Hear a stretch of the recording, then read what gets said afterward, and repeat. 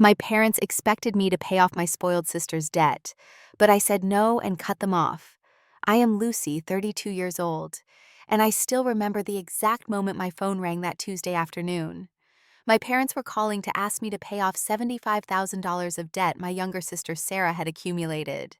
I had always been the responsible one, working since 18, building my career, while Sarah was spoiled her entire life. The worst part, they expected me to say yes without question, as if I was just a walking ATM for the family.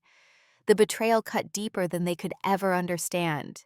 If you have ever been taken advantage of by family members, let me know where you are watching from and hit that like button. This story might help you set boundaries too. Growing up as the oldest child came with expectations that shaped my entire life. From as early as I can remember, my parents set impossibly high standards for me. Every report card needed straight A's. Every extracurricular activity required excellence, and every mistake was magnified and remembered. My father, a high school math teacher, would drill me on equations for hours after school, while my mother, who worked as a nurse, expected me to help with housework as soon as I was tall enough to reach the kitchen counter. "Lucy, you need to set an example," became the constant refrain in our household. When I brought home a B+ in chemistry during sophomore year, my father sat me down for a 2-hour lecture about responsibility and how the Matthews girl down the street got into Harvard with a perfect GPA. There was never room for error, no space to be a normal child. When I was 16, my parents informed me that I would need to get a job if I wanted spending money or savings for college.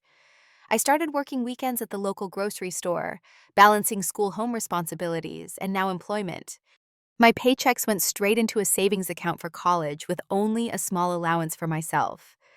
Looking back, I realize I never had much of a social life because I simply did not have the time between all my responsibilities.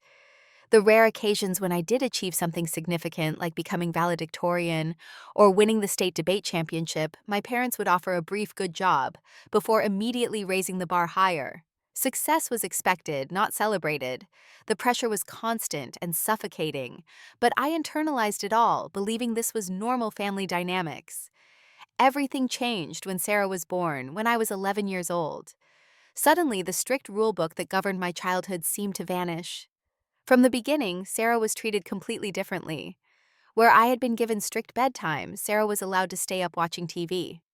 Where I had been given educational toys and books, Sarah received whatever trendy item she screamed for at the store. The disparity became more obvious as Sarah grew. When she was 5 and I was 16, I watched in disbelief as she threw a tantrum over not getting ice cream before dinner. Instead of the stern lecture I would have received, my parents simply gave in, allowing her to spoil her appetite and reinforcing the behavior.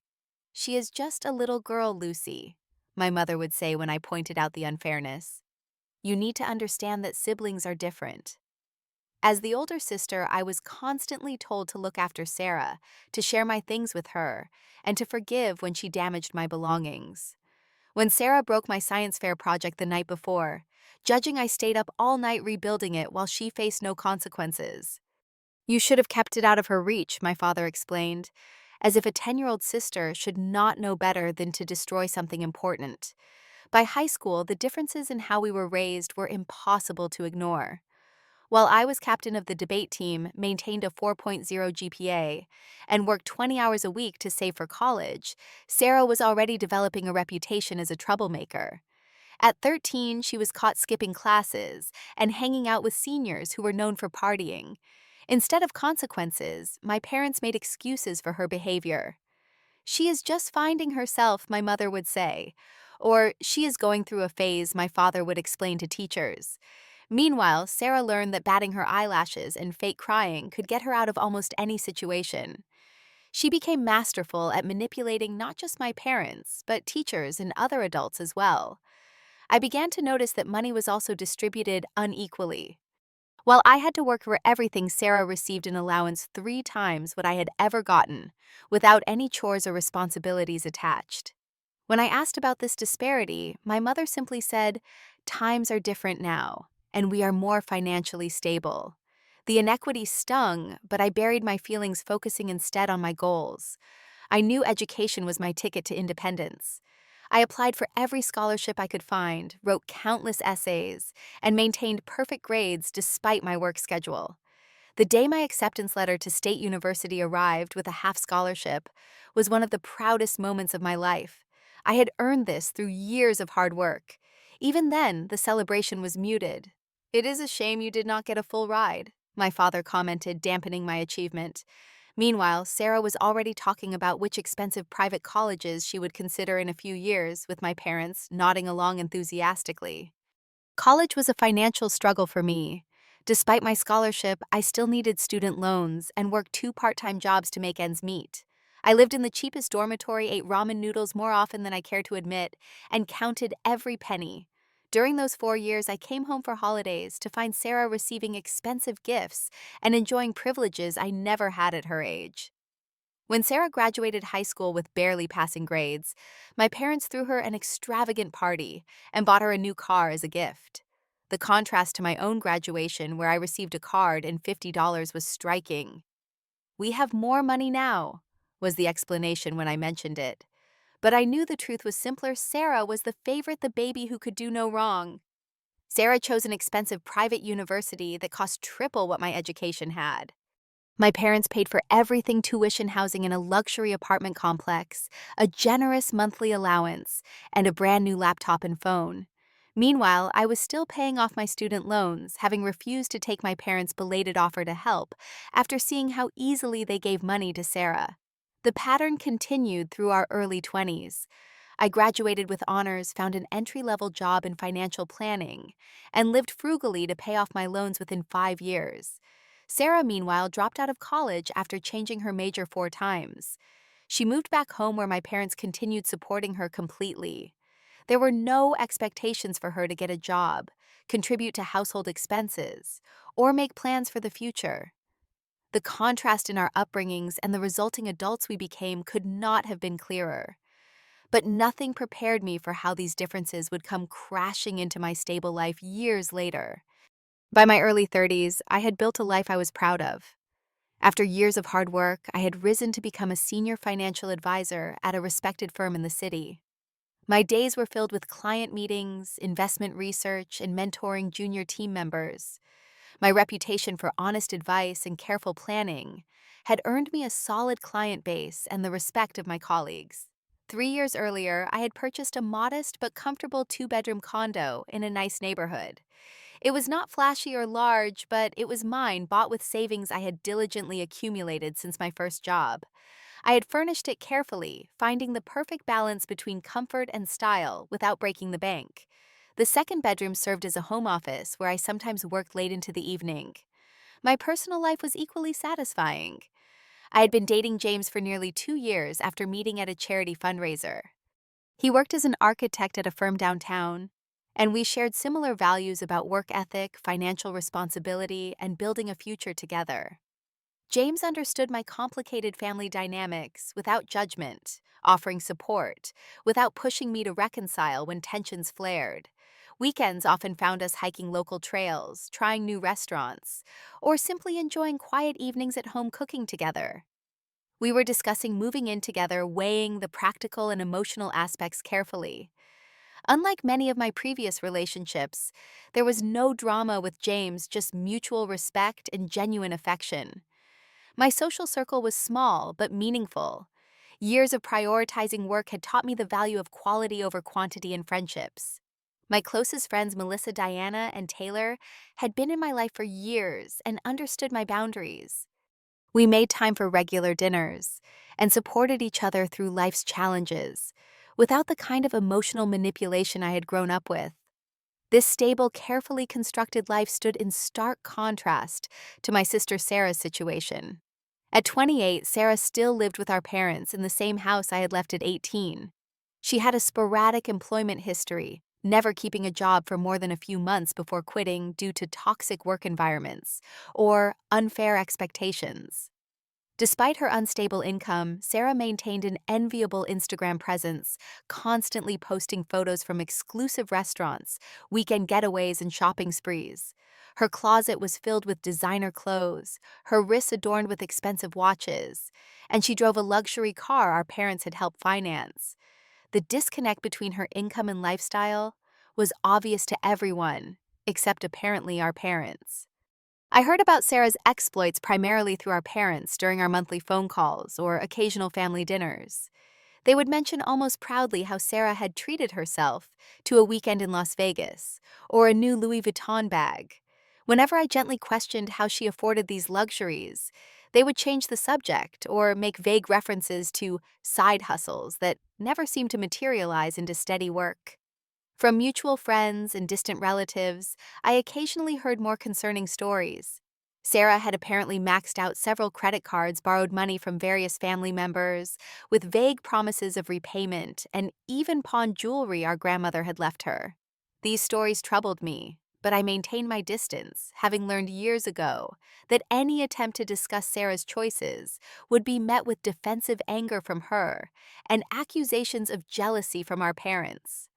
My carefully separated worlds collided on an ordinary Tuesday afternoon. I was reviewing a retirement portfolio for a client when my phone displayed my parents' number. Calls from them during work hours were unusual, so I stepped into an empty conference room to answer. "Lucy, we need to talk to you about something important." My mother began, her voice unnaturally high and strained. In the background, I could hear my father murmuring something. "It is about Sarah." A familiar sense of dread settled in my stomach. Calls about Sarah rarely brought good news. "What is going on?" I asked, bracing myself. "Well, Sarah has gotten herself into a bit of a financial situation." My mother continued, her voice now taking on the cajoling tone she used when asking for favors. "Nothing she cannot handle long-term, of course, but she needs some temporary assistance." "What kind of financial situation?" I pressed, already suspecting where this conversation was heading. There was a pause, then my father's voice came on the line. "Sarah owes $75,000 in credit card debt and personal loans. The creditors are threatening legal action, and we need to resolve this quickly." The number hit me like a physical blow.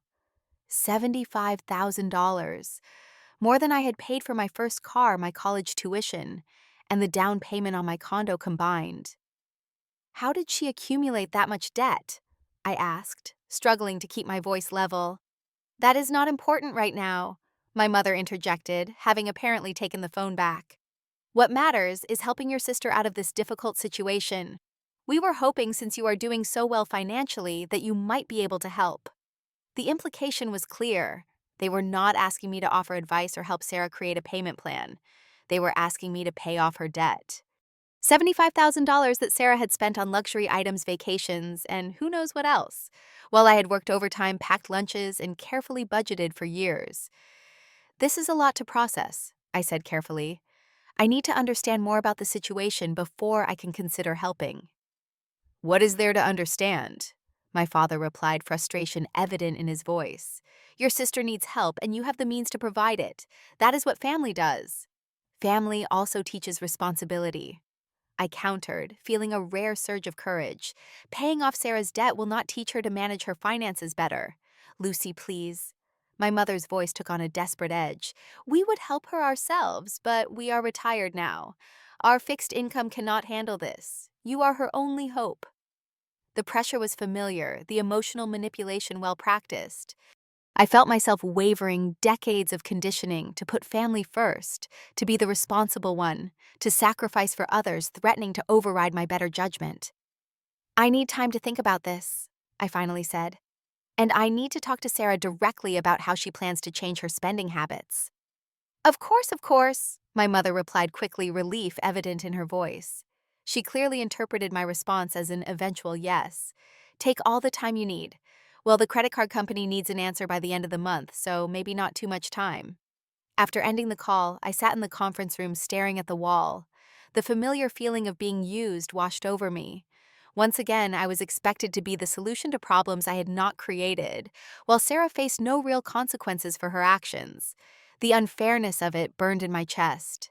That evening, I called Sarah directly, determined to understand exactly what I was being asked to bail her out of. After several rings, she answered with an annoyed, "What?" clearly unhappy to hear from me. "Mom and Dad called me about your debt situation," I began. "I wanted to talk to you directly about it." "Oh." Sarah's tone shifted immediately to one of affected distress. It is just terrible, Lucy.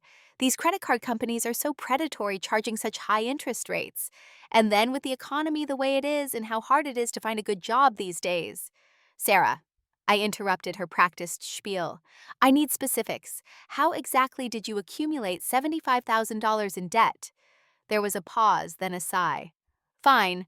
About 30,000 is from credit cards. I have 6 of them all maxed out. Another 20,000 is a personal loan I took to consolidate some earlier debt, but then I needed to use the credit cards again for emergencies.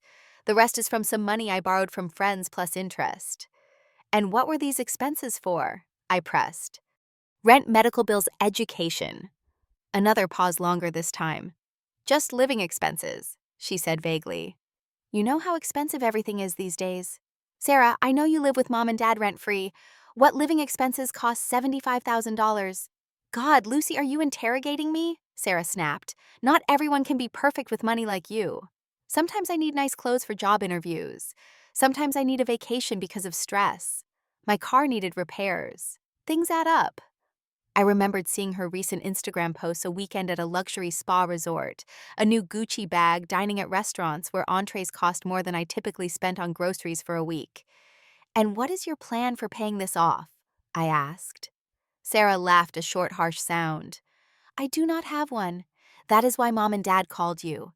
They have always bailed me out before, but they claim they cannot this time. So now it is your turn, apparently. The casual entitlement in her voice stunned me. You expect me to pay off $75,000 of your debt with no plan for you to pay me back or change your spending habits? Well, yeah, she replied as if it were obvious. You have the money. What else are you going to do with it? It is not like you have kids or a fancy lifestyle. Besides, this is a family problem. No, Sarah, I said firmly. This is your problem. You created this debt, not the family. Whatever, she sighed dramatically. Talk to mom and dad then. They are the ones freaking out about it. I told them bankruptcy might be my best option, but they are all worried about the family reputation or something stupid like that. After ending the call, I felt sick to my stomach.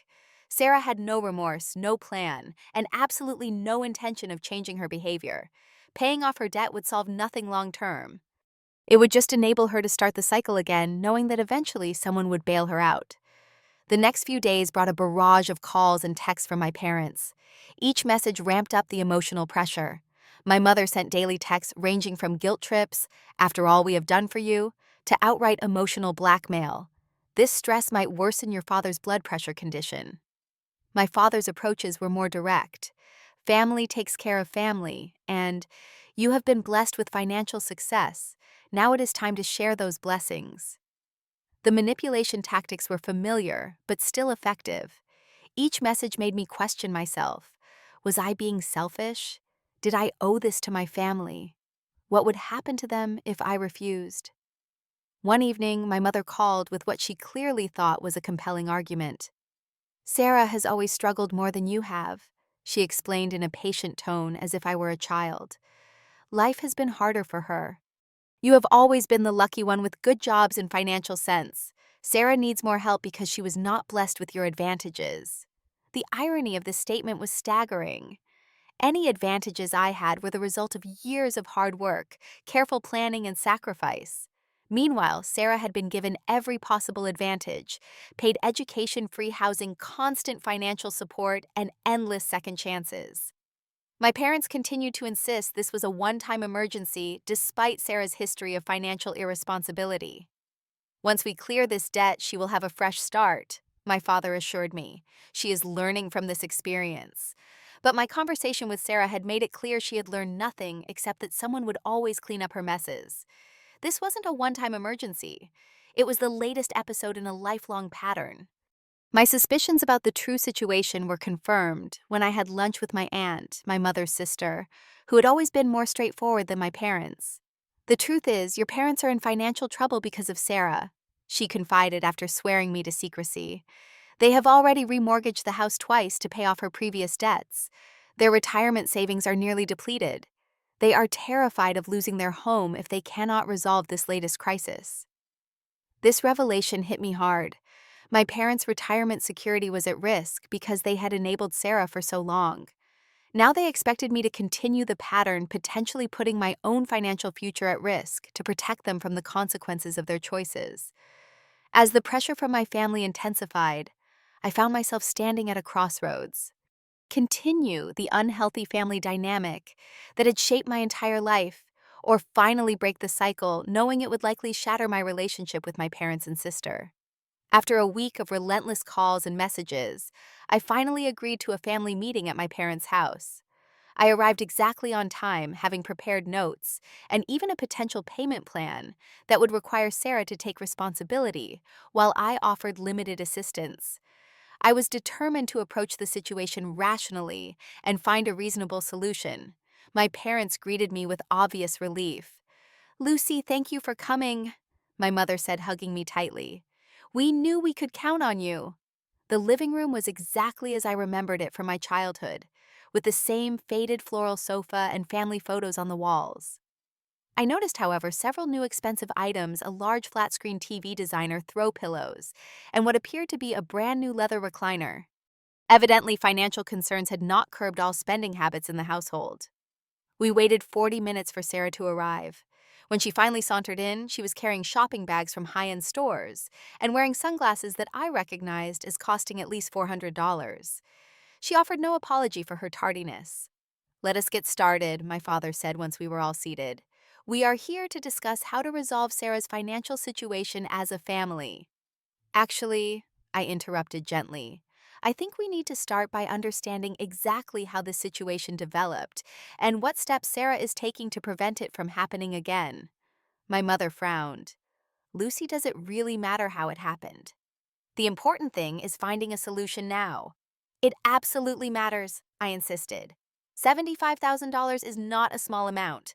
Before I consider helping, I need to know what the money was spent on and what changes will be made going forward. And Sarah rolled her eyes dramatically. "Here we go. St. Lucy wants to lecture everyone about financial responsibility again." "This is not a lecture," I replied calmly. "This is a reasonable request for information before making a major financial decision." Reluctantly and with many defensive interruptions, my parents and Sarah revealed the details of the debt. As I had suspected, the majority was from luxury purchases, designer clothing, first-class travel, expensive electronics, and lavish nights out. There were no medical emergencies, no educational expenses, not even basic living costs.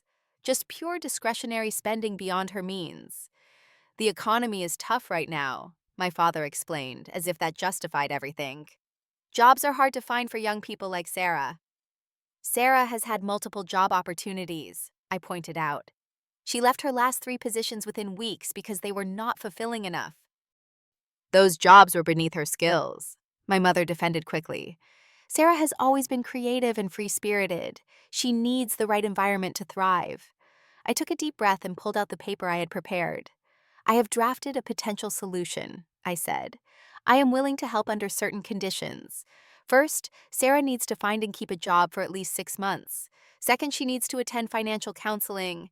Third, I will help pay off a portion of the debt, but only as matching funds. For every dollar Sarah puts toward her debt, I will contribute $1 up to a total of $25,000 from me." The silence that followed my proposal was deafening. Sarah stared at me with open hostility. My mother looked shocked, as if I had suggested something completely unreasonable. My father's face reddened with anger. "That is your idea of helping," Sarah finally spat out. "Making me jump through hoops for a measly $25,000 that does not even cover half of what I owe." "These are not hoops," I explained. "These are basic steps toward financial responsibility. And $25,000 is a significant amount of money that I have worked hard to earn." "Lucy," my mother interjected, her voice trembling slightly, "we were really hoping you could cover the full amount. Sarah is not in a position to contribute right now, and these creditors are becoming quite aggressive." "I am not comfortable paying the full $75,000 with no accountability," I replied firmly. "That would not actually help Sarah in the long run. It would just enable more irresponsible behavior." "How dare you?" Sarah stood up suddenly. "You think you are so much better than everyone else because you have a boring job and a boring life. Some of us actually want to enjoy our lives, not just count pennies and judge others." My father raised his hand to quiet Sarah, then turned to me with a stern expression I remembered well from childhood. Lucy, your sister needs help now, not lectures about responsibility. If you have the means to help but choose not to, that says a lot about your character. This is not about my character, I replied, feeling my own anger rising. This is about setting healthy boundaries and not enabling harmful behavior. Boundaries, my mother echoed incredulously. We are family. There are no boundaries when someone you love is in trouble. The conversation continued to deteriorate from there. Every suggestion I made for a reasonable compromise was met with outrage from Sarah and disappointment from my parents. It became increasingly clear that they had invited me with one expectation only, that I would write a check for the full amount, no questions asked. As the argument circled for the third time, my father finally issued what amounted to an ultimatum. Lucy, either you help your sister by paying off this debt, or you need to reconsider what family means to you. We have always been there for you. Now it is your turn to be there for us. In that moment, something crystallized in my mind. Memories flashed through my consciousness, staying up all night, studying while Sarah watched TV, working multiple jobs through college, while Sarah received a free ride celebrating my achievements alone, while my parents attended Sarah's events, years of unequal treatment justified with, "That is just how it is." I realized with startling clarity that this pattern had defined my entire relationship with my family. I was valued not for who I was, but for what I could provide: good grades to brag about, emotional support for everyone else, and now financial bailouts. The revelation was both painful and liberating. I cannot do this, I said quietly, gathering my things. I cannot pay off Sarah's debt under these circumstances. I am willing to help her find resources for financial counseling, debt consolidation, or even bankruptcy if necessary. But I will not simply hand over $75,000 with no plan for change. The explosion that followed was even more severe than I had anticipated. Sarah called me names I will not repeat, accusing me of always thinking I was better than her, of being selfish and heartless. My mother dissolved into tears, repeating, "How could you do this to your sister?" over and over. My father stood rigid with anger, finally declaring, "If you walk out that door without resolving this, do not consider yourself part of this family anymore." His words struck me like a physical blow, but I stood firm. If being part of this family means emptying my savings account to enable behavior that will ultimately hurt Sarah more, then perhaps I need to reconsider what family means to me too. I walked out of the house with my hands shaking and tears threatening to spill. As I drove home, I felt a confusing mixture of guilt, grief, and something else I could not immediately identify. It was only later, sitting alone in my apartment, that I recognized the unfamiliar feeling: freedom. For the first time in my life, I had refused to play the role assigned to me. I had set a boundary and held it despite the painful consequences. That night, as I explained the situation to James over the phone, he offered a perspective that would help sustain me through the difficult days ahead. "Lucy," he said gently, "sometimes the most loving thing you can do is refuse to participate in someone's self-destruction. You did not abandon your family today. You just stopped enabling patterns that are hurting all of you." His words became a mantra I would return to repeatedly as the fallout from my decision began to spread through my life like ripples in a pond. The days following the family meeting were some of the most difficult of my life. My phone buzzed constantly with texts and calls from my parents and Sarah, each message more accusatory than the last. I started to dread the sound of notifications, my stomach knotting each time my phone lit up. Sarah's messages ranged from vicious attacks on my character to melodramatic declarations that she might become homeless because of my selfishness. "I hope you are happy knowing you ruined my life," one text read. Another stated, "I will never forgive you for abandoning me when I needed you most." My parents alternated between guilt trips and outright emotional manipulation.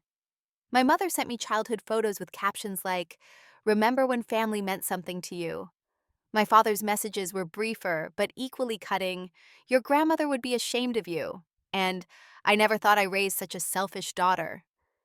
Each message struck a painful chord, making me question my decision, despite knowing rationally that I had made the right choice. Years of conditioning to prioritize family harmony above all else made standing firm exceptionally difficult. The situation escalated when Sarah took to social media with a thinly veiled post about toxic family members who pretend to be perfect while refusing to help those in need. Although she did not name me directly, many mutual friends and extended family members knew exactly who she was referring to. Comments flooded in, most sympathizing with Sarah without knowing the full story. My aunt called to tell me that Sarah had been contacting various family members, sharing a distorted version of events that painted me as a heartless villain hoarding wealth while she suffered.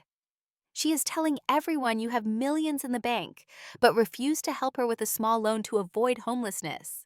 My aunt explained. I know that is not true, but many people are believing her. The damage extended beyond family circles when I discovered Sarah had somehow obtained the email addresses of several of my colleagues and clients. She sent messages suggesting I was untrustworthy with money and emotionally unstable. Fortunately, my professional reputation was solid enough that these attempts at sabotage failed, but I had to have several uncomfortable conversations with my manager explaining the situation. Most hurtful was the call from my cousin Madeline, who had always been close to both Sarah and me. How could you do this to your own sister? She demanded, without even saying hello. Everyone in the family is talking about how you refused to help when she needed it most. I thought I knew you better than that. When I tried to explain the full context, including Sarah's history of financial irresponsibility, and my offer of conditional help, Madeline cut me off. Family helps family, no strings attached. Period. I am really disappointed in you, Lucy. The pressure to cave in and just pay the money grew with each passing day. It would have been easier in many ways to give in to buy back my family's approval and stop the emotional onslaught.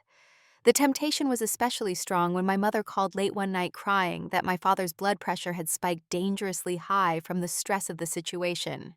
He could have a stroke, Lucy, and it would be because of this unnecessary conflict you have created. The accusation was manipulative and unfair, but it hit its mark. I spent that night sleepless, torn between the knowledge that I was setting a necessary boundary and the fear that my actions might genuinely harm my parents. The guilt was overwhelming, a physical weight pressing on my chest. In my darkest moments, I questioned everything about myself. Was I truly the cold, uncaring person my family now claimed? Was my sense of financial responsibility actually just selfishness disguised as principle? Would a truly loving daughter and sister have simply paid the money regardless of the circumstances? The emotional toll began to affect my daily life. I found myself distracted at work, unable to focus on client meetings or investment analyses that had once energized me. Sleep became elusive, and when I did manage to drift off, I often woke from dreams of family arguments or abandonment. James noticed the change in me and suggested I speak with a therapist. This is not something you should navigate alone, he said gently one evening as I stared blankly at a dinner I had barely touched. Having an objective perspective might help. Initially, I resisted the idea, feeling that seeking help would somehow validate my family's claims that I was the problem. But as the emotional strain continued to mount, I finally made an appointment with Dr. Reynolds, a therapist specializing in family dynamics. Our first session was revelatory. As I recounted my family history and the current conflict, Dr. Reynolds helped me identify patterns I had never fully acknowledged. What you are describing sounds like a classic family system with designated roles, she explained. You were assigned the role of the responsible one, the fixer, while your sister was permitted to be the one who needs fixing. These roles serve a purpose in the family dynamic, and there is often significant resistance when someone tries to step out of their assigned role. She listened carefully as I described the guilt overwhelming me. Guilt is a powerful tool in family systems, she noted. It is worth asking, is this guilt coming from a genuine wrongdoing on your part, or is it a programmed response to breaking family rules that were never healthy in the first place? Over several sessions, Dr. Reynolds helped me recognize the manipulation tactics my family was using and develop strategies to maintain my boundaries without spiraling into self-doubt and recrimination. She introduced me to the concept of differentiation, the process of defining yourself as separate from your family of origin, while still maintaining connection. Complete cutoff is rarely the goal, she explained. But healthy differentiation often requires temporary distance, while you strengthen your sense of self and your ability to remain centered in the face of family pressure. With Dr. Reynolds' guidance, I began to see that my family's extreme reaction was not about the money itself, but about my refusal to play my assigned role. By saying no, I had disrupted a long-standing family pattern, and the system was fighting hard to pull me back into place. This understanding did not make the situation less painful, but it did help me contextualize the pain. I was not suffering because I had made the wrong choice, but because making the right choice in an unhealthy system inevitably creates conflict. As the weeks passed, the intensity of my family's campaign to change my mind did not diminish. Sarah escalated her efforts to damage my reputation, creating anonymous online posts about me, and even calling James at his workplace to try to turn him against me. These actions only confirmed that I had made the right decision in refusing to enable her behavior. My parents, meanwhile, sent me a formal letter stating that I was no longer welcome at family gatherings, including the upcoming Thanksgiving dinner. "Until you make this right with your sister, we cannot pretend that things are normal between us," my mother wrote. "This breaks my heart, but you have left us no choice." The exclusion hurt deeply, but I was beginning to develop a new perspective on family. Through therapy and conversations with James and my closest friends, I was learning that true family supports your growth and respects your boundaries. By that definition, the relationships I had with my chosen family of friends were healthier than those with my blood relatives. During this difficult period, I was surprised by unexpected sources of support. My aunt, despite initially pressuring me to reconcile with my parents, eventually told me she understood my position. "Your parents have never set proper boundaries with Sarah," she admitted. "Maybe it is time someone did." Even more surprisingly, Sarah's former roommate from college reached out after seeing her social media posts about me. "I lived with Sarah for 2 years," she explained. "I know exactly what she is like with money and responsibility. Do not let anyone make you feel bad for not enabling her."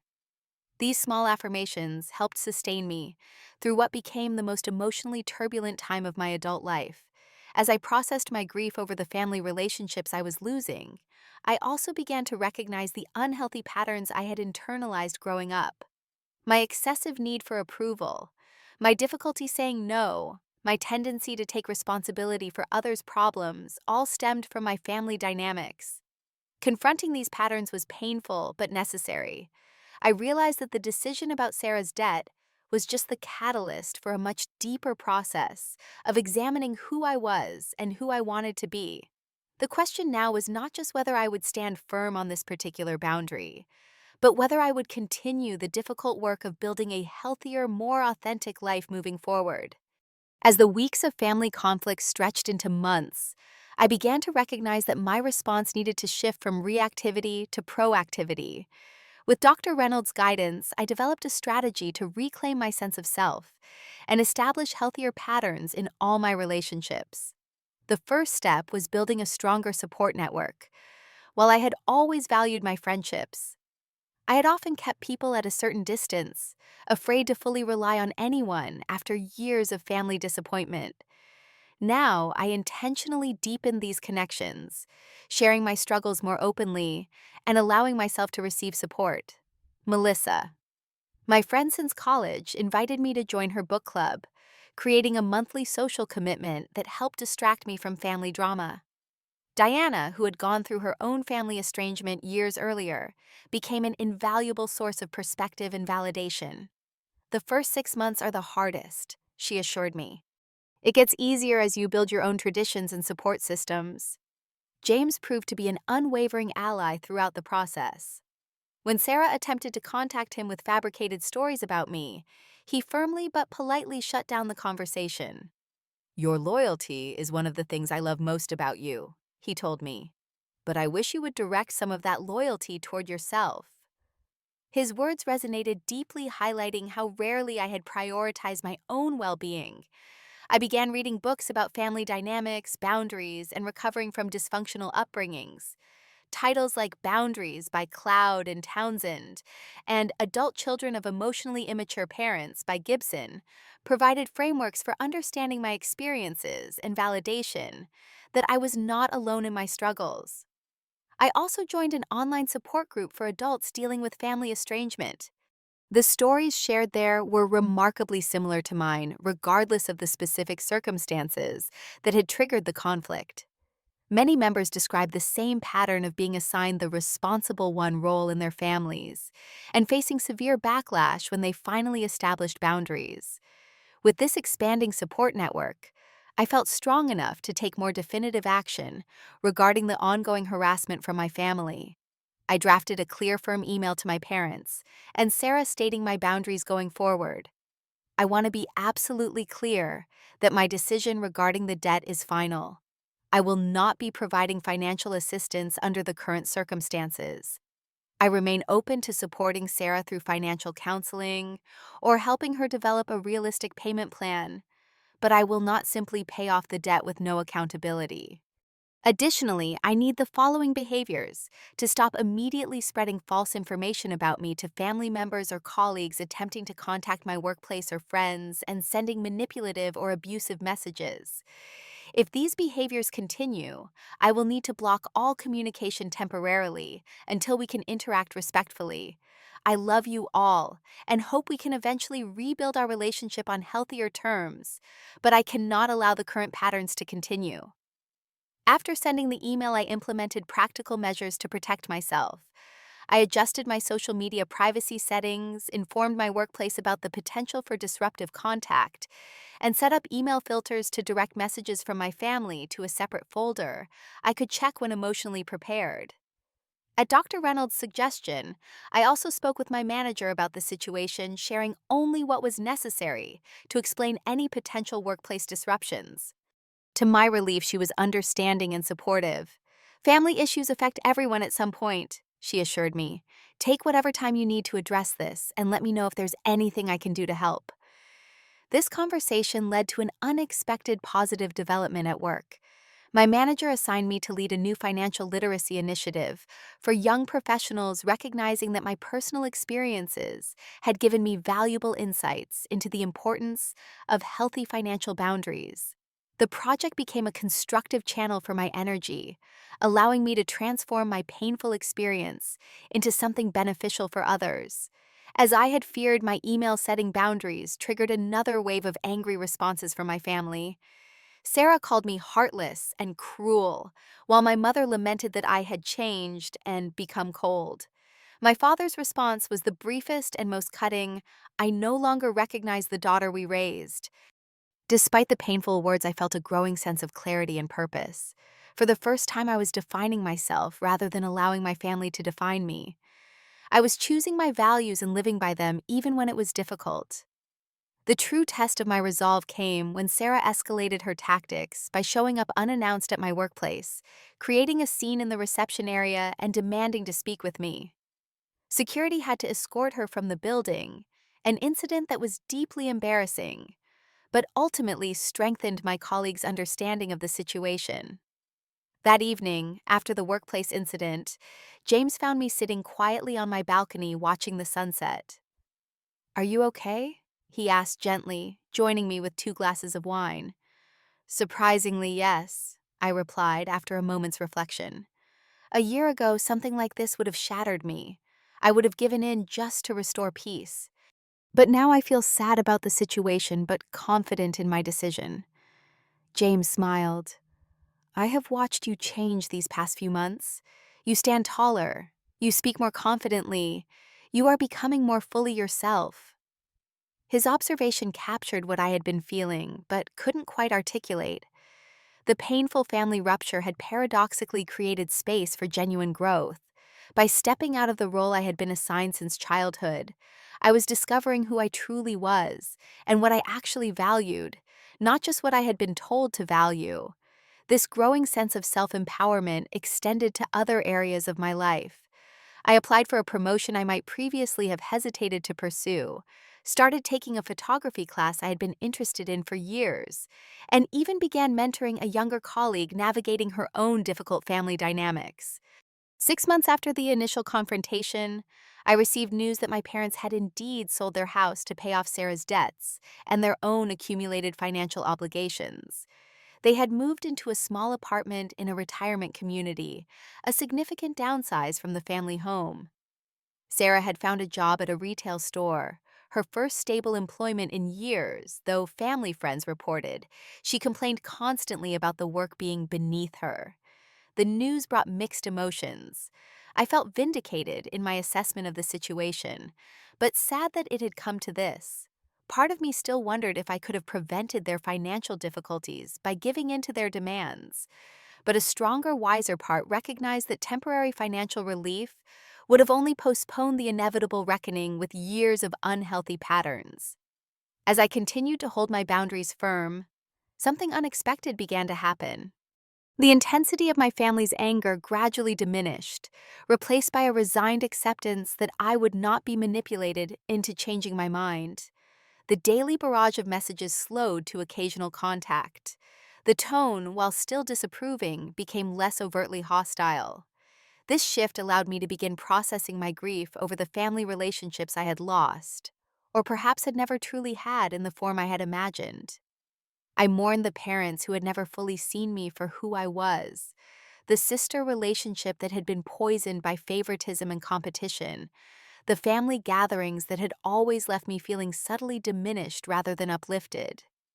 Through this grieving process, I came to understand that setting boundaries was not just about saying no to others, but about saying yes to myself, to my own needs, values, and well-being. It was an act of self-respect that paradoxically created the possibility for more authentic connections with others. When James proposed to me on our second anniversary, presenting a simple but elegant ring that reflected his understanding of my values, I accepted with a joy undiminished by my family situation. We began planning a small wedding surrounded by the people who truly supported our relationship and respected our boundaries. A chosen family that felt more genuine than the one I had been born into.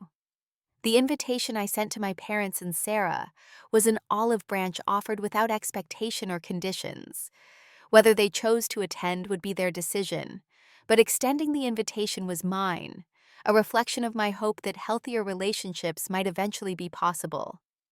As I stood at this new threshold preparing to build a family of my own with James, I felt an unfamiliar but welcome sense of peace. The path forward would not be without its challenges, but I now had the tools, support, and self-knowledge to navigate it with integrity and authenticity. 1 year after I refused to pay Sarah's debt, I barely recognized my own life transformed in ways both painful and profoundly positive. My promotion to senior financial advisor had come through bringing new responsibilities and opportunities that challenged and fulfilled me. James and I had moved in together, blending our lives in a spacious apartment with a view of the city park. Most importantly, I had developed a sense of self-worth that no longer depended on family approval or external validation. The wedding planning process highlighted how far I had come. Rather than trying to accommodate everyone else's preferences, as I once would have, I made choices that felt authentic to James and me. We chose a small ceremony in a botanical garden, with only 50 guests, prioritizing meaningful connections over obligation invitations. When my mother called to ask why certain distant relatives had not been invited, I was able to respond calmly and without guilt. "We are keeping the wedding small with just the people closest to us," I explained. The old Lucy would have apologized profusely and immediately revised the guest list.